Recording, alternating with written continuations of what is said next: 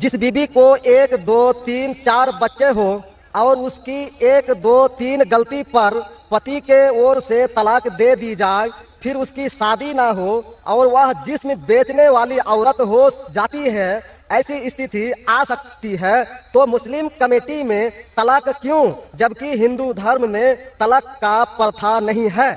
मेरा गुजारिश है डॉक्टर जाकिर से कि आपके जवाब पर सवाल पैदा हो सकती है। अगर मुझे आप संतुष्ट पूर्वक जवाब दे देंगे तो मैं इसी वक्त मुस्लिम धर्म कबूल कर लूंगा, क्योंकि मैंने विभिन्न जलसों में गया और देखा कि हिंदू धर्म गलत है, मूर्ति पूजा गलत है। तो आज मुसलमान भाइयों 10,000 20,000 की कुर्बानी करते हैं, लेकिन 500 रुपया का एक बकरा ढाकर भैंसा खरीद कर सारे आम में नहीं छोड़ सकते हैं। और मूर्ति पूजा गलत है, मूर्ति पूजा गलत है। तो मैं आपसे गुजारिश करूंगा, बार बार दरखास्त करूंगा कि आप मुझे संतुष्ट कर दीजिए, मैं इसी वक्त कबूल करूंगा। मैं जवाब देने की कोशिश करूंगा, हिदायत देना अल्लाह के हाथ में, मैं आपको जवाब दूंगा इंशाल्लाह। भाई साहब का सवाल है कि इस्लाम मजहब में अगर कोई औरत गलती करती है, 1 2 3 4 बच्चे हैं, 1 2 3 गलती करती है, मुसलमान उसे तलाक दे देता है, फिर वो औरत जाके बाजारी औरत बन जाती है, हिंदू धर्म में तलाक है ही नहीं, तो इस्लाम धर्म में तलाक क्यों है? बेसिक आपका सवाल है कि इस्लाम मजहब में तलाक क्यों है, बराबर? हिंदू मजहब में नहीं है आपका बेसिक सवाल, बराबर भाई साहब? क्या इस्लाम मजहब में तलाक क्यों है, बराबर भाई साहब? जी, क्यों तलाक है? आपके हिसाब से तलाक नहीं होना चाहिए। अक्सर मज़ाहिब में तलाक नहीं है, डिवोर्स नहीं है। इस्लाम मजहब में डिवोर्स क्यों है?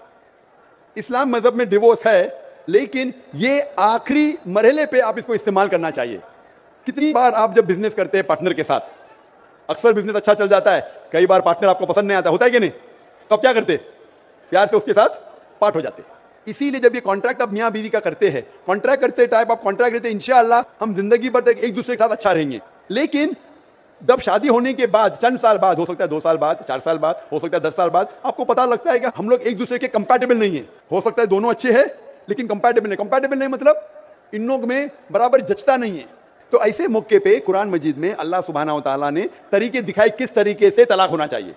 जब तलाक होता है तो तलाक की कुछ शराइत है कि पहले आपस में बीवी और शोहर बात करें। भाई क्या प्रॉब्लम है? ऐसा नहीं कि बीवी नमक ज़्यादा डाली खाने में, आपने बोला तलाक तलाक तलाक। अब नमक नहीं ज़्यादा पसंद तो बोलो बीवी को भाई नमक कम डालो, बैठ के बात तो करो। तो कुरान मजीद में लिखा है पहले आपस में बात होना चाहिए। आपस में बात करके अगर प्रॉब्लम सॉल्व नहीं होता है तो आर्बिटर लेके आओ, बीवी के घर की तरफ से, बीवी की तरफ से एक आर्बिटर लेके आओ समझौता के लिए, शोहर की तरफ से एक कोई बड़े को लेके आओ समझौता के लिए। एक मीटिंग करो, प्रॉब्लम सॉल्व करो, समझौता हो जाता है। फिर भी नहीं प्रॉब्लम सॉल्व होता है तो फिर आप तलाक दे सकते हो। तलाक देने का तरीका है तलाक नहीं, तलाक दो, फिर 3 महीने रुको, कोई ट्रायल पीरियड है, इद्दत का मौका। इस दरमियान 3 महीने में आपने तो बड़े जोर से बोले मैं बीवी के बिना रह सकता हूं,